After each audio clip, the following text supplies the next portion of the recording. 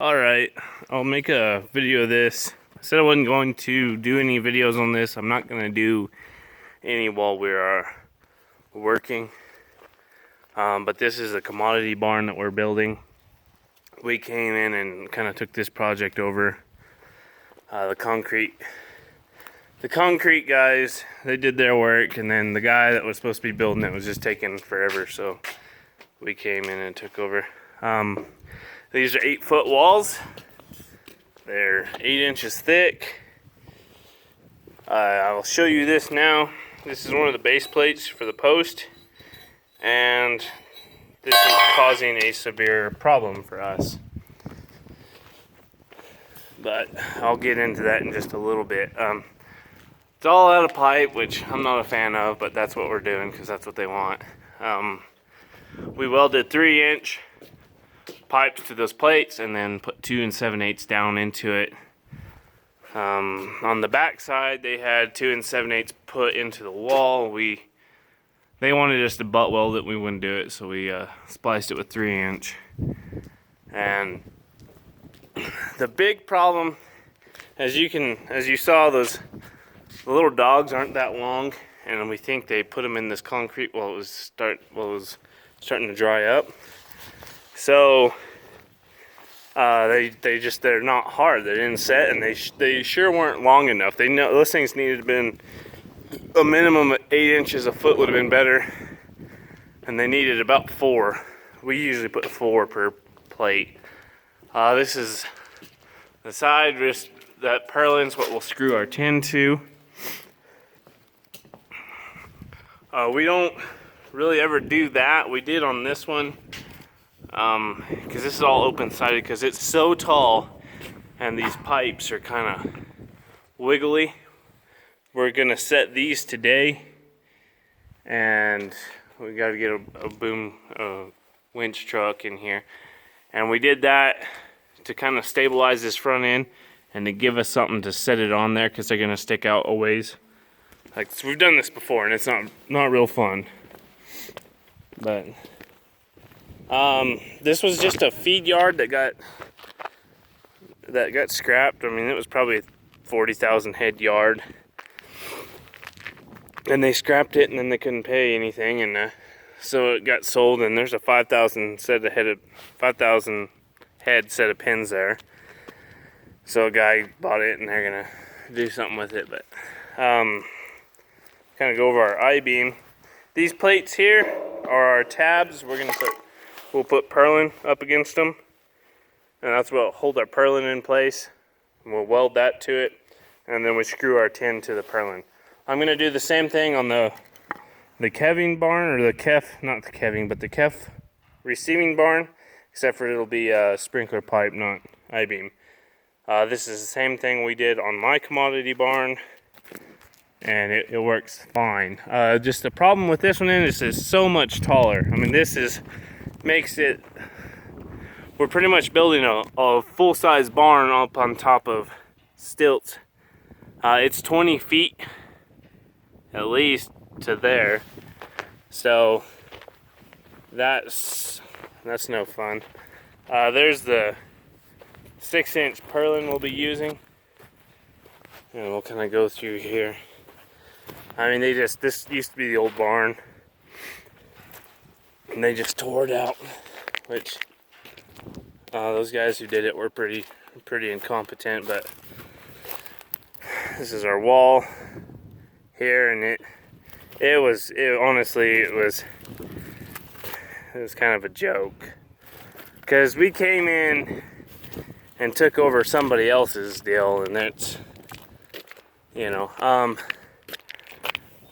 the biggest issue we're gonna have is those posts move so much.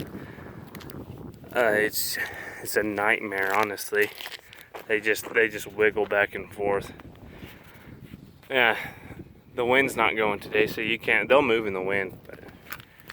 But what we're gonna do is we're gonna set our boom truck out here on this pad, and we'll lift up and we'll set one, then we'll set the inside one, and then we will run a couple purlins across it and weld it together so this thing kind of sits there. Then we will move our boom truck to that far bay do one, then the next one, do the same thing, and then we can tie the center in.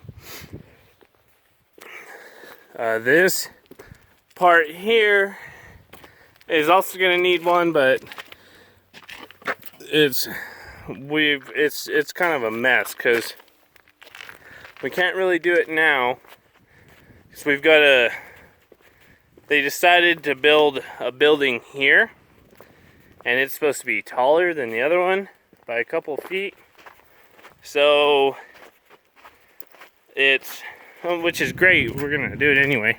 It will actually follow the same roof line, and it'll be about 2 feet taller than that building. So it's gonna be just ridiculously tall.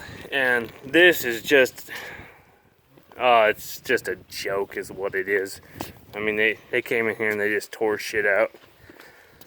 What we're gonna do to secure this building is, we came in, we haven't welded these yet.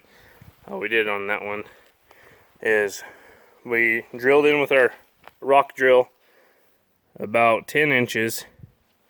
And then we epoxied these all threads in here. And what we'll do is we'll come in here and weld this solid. And these will be our new base plates for our building. Here's one without the plate on it. As you can see, this epoxy sets up and it is just, it's harder than the concrete around it. This here is a joke, this corner. So what we'll have to do in this corner is come in here and do an angle. And I think we're gonna do four beams on this, and it'll have the same roof line as the other one. It'll go like this, but they want it so they can put silage or whatever in there. I don't know. They won't do a pit or a pile like I do. They'll just buy it by the truckload and bring it in. So it's kind of overflow, I think, or just parking their wagon in here. What we're gonna have to do to correct the base plate issue on those is, I'll show you on this. Well, say this is one of those posts. What we'll do is we'll come in here with a piece of like angle iron, big heavy angle iron, and cover this, weld it to the plate that's here, because they all have a plate on them. Let's see if I can zoom in. There's a plate on each one of them. So we'll come in here and put the plate on each side, run it. I think we're gonna go 3 foot per post. And then we will come down here a ways and we will drill completely through this wall, and we'll bolt this plate, we'll bolt it to the wall, and it will give it significant sturdiness. I mean, it'll be really good.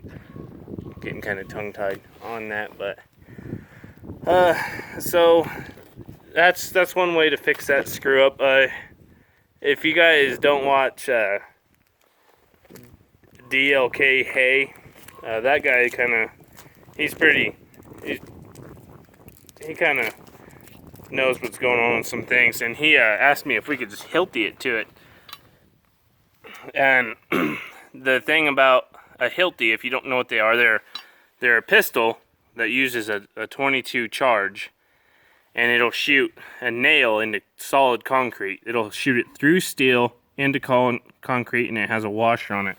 We use them quite a bit, but this building is so tall on top of that, and it's so loose that concrete was kind of dry, so it's real, when they poured it, so it's real chippy. I mean, it fractures easily. And I think if we used a Hilti on that, it would probably firm it up, but give it a couple weeks or a year's time, or just a couple weeks, if we have to stop on this project for some reason, and just with them posts moving, it'll just pull that nail right out of that concrete. And I mean, it takes a lot to do that. They're pretty stout, so that's kind of where that's at.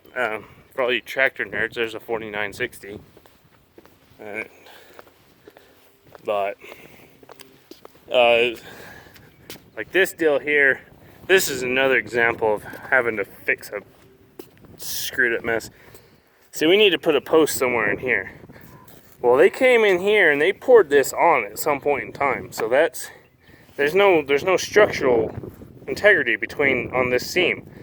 Now I'm sure that they took rebar and they drilled down in here, but that's still not enough. So what we will basically do the same thing on here for our post. We'll put our plate, we will anchor it in, we will put our angle iron down this thing, and then come down here into this old wall, and we will go completely through this rock wall to tie it all together.